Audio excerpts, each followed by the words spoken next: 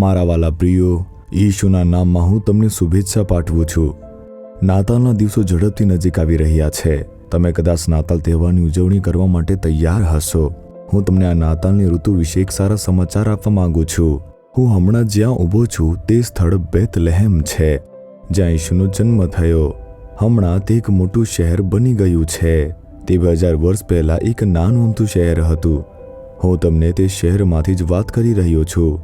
આ શહેરની અંદર જ્યારે ઘેટા બાળકો તે ખેતરની અંદર પોતાના ઘેટા ચરાવી રહ્યા હતા, એક દેવદૂત તેમની સમક્ષ દેખાયો અને તેમણે સૌ પ્રથમ ઈશુના જન્મની જાહેરાત કરી હતી।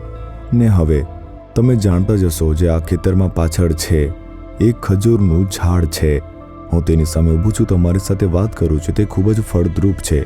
આ જે વિસ્તાર છે તે ખૂબ જ આશીર્વાદિત અને સમૃદ્ધ લાગે છે, કારણ કે આ શહેર એ રોટલીનું ઘર છે। બેથલેહેમનો અર્થ તે રોટલીનું ઘર એવી રીતે થાય છે। આ તે જગ્યા છે જ્યાં દાઉદનો જન્મ અને ઉછેર થયો, અને જે રૂથ અહીં આવી હતી અને નાઓમી સાથે જે વતની રહેતી, તે પણ રૂથ અને નાઓમી બંને અહીં જ રહ્યા હતા, હું જાણું છું। અને તેથી આ જગ્યાએથી તમારી સાથે વાત કરીને મને ખૂબ આનંદ થાય છે। આજે પ્રભુ પાસે તમારા માટે શું સંદેશ છે, આમ વિચારો છો? તમને આજે કોઈ અજાયબીની જરૂર છે, જ્યાં કોઈ અજાયબી થાય અને બધું ઠીક થશે એવી પરિસ્થિતિમાં છો તમે? શું તમે આવી રીતે વિચારી રહ્યા છો? તમારા પરિવારમાં, વ્યવસાયમાં, સેવા કાર્યમાં, નોકરીમાં કંઈ કામ થતું નથી। જ્યારે કોઈ અજાયબી થશે ત્યારે જ તે બધું ઠીક થઈ જશે। કેવળ પ્રભુ જ અજાયબી કરી શકે છે, આમ વિચારી રહ્યા છો? આ સંદેશ તમારા માટે છે। યશાયા 9મો અધ્યાય તેની 6ઠ્ઠી કલમની અંદર ઈશુના જન્મ વિશે ભવિષ્યવાણી કરવામાં આવી હતી। આપણે માટે છોકરો જન્મ્યો છે, આપણને પુત્ર આપવામાં આવ્યો છે, તેની ખાંદ પર રાજ્યાધિકાર રહેશે અને તેને અદ્ભુત મંત્રી। ઈશુના ઘણા બધા નામો છે અને તેમાંથી એક છે કે અદ્ભુત મંત્રી। આજે અદ્ભુત ઈશુ તમારી સાથે વાત કરી રહ્યા છે।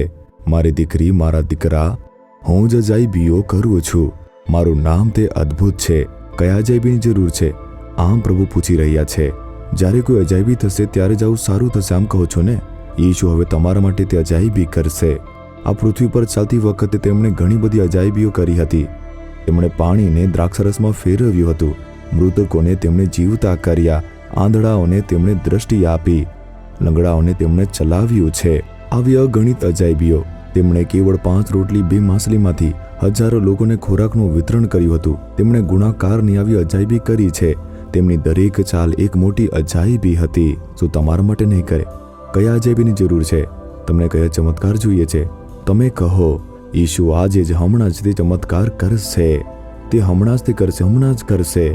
શું જોઈએ છે? ઉપચાર જોઈએ છે, છુટકારાની જરૂર છે, દેવાની સમસ્યા દૂર થવી જોઈએ, સમસ્યાનો ઉકેલ મળવો જોઈએ।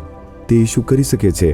એટલા માટે તેમણે વધસ્તંભ પર પોતાને સમર્પિત કર્યો, તમારા માટે અજાયબીઓ કરવા। તમને કયા અજાયબીની જરૂર છે? તેને તમારી આંખો સમક્ષ લાવો, તમારા હૃદય પર હાથ રાખો। હે ઈશુ, હું વિશ્વાસ કરું છું કે તમે અદ્ભુત કરનાર છો, તમે અજાયબીઓ કરનાર પરમેશ્વર છો। હું વિશ્વાસ કરું છું આ બાબતમાં આજે જ મને એક અજાયબીની જરૂર છે પ્રભુ। ઈશુના નામમાં મારા માટે તે અજાયબીઓ તમે કરો। ઈશુના નામમાં વિશ્વાસ કરું છું, પ્રાપ્ત કરું છું, ઈશુના નામમાં। Amen, amen. Jesus redeems Gujarati YouTube ચેનલને સબસ્ક્રાઇબ કરો। દરેક નવા કાર્યક્રમની માહિતી મેળવવા માટે બેલ આઇકન પર ક્લિક કરો।